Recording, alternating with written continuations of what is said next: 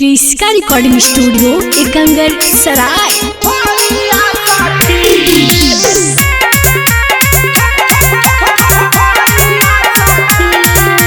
DJ Kundan राज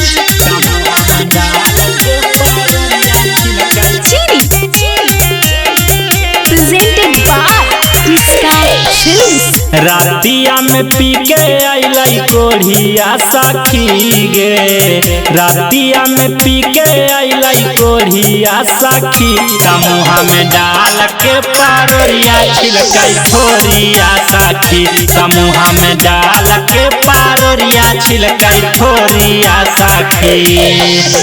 केतनो हम कैली हाथा जोड़िया सखी गे, केतनो हम कैली हाथा जोड़िया सखी, समूह में डाल के पारोरिया छिलकै थोरिया सखी, समूह में डाल के पारोरिया छिलकै थोरिया सखी।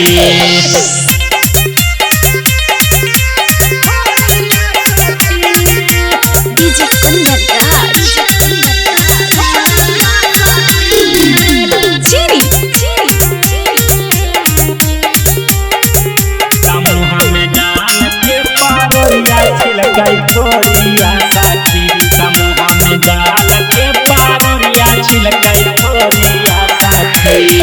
एगे मोटगर रहे सखी देलकै भीतरी ले ढाके लगे, कबो न खेलले हली हम कुंवारे में ऐसन खेल लगे।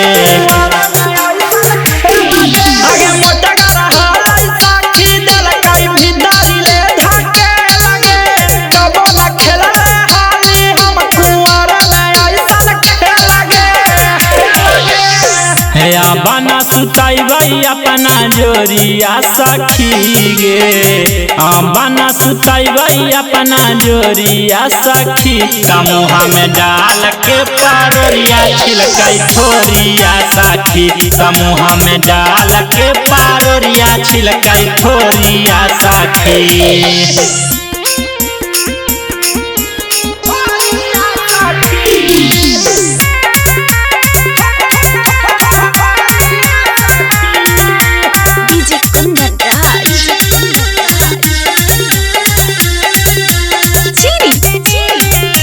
रिकॉर्डिंग स्टूडियो एकंगर सराय। हे गेला हर बारी देलक जाबा उठाली बिहाना के, तनिको नाही माया लगलै राजा रौसाना के।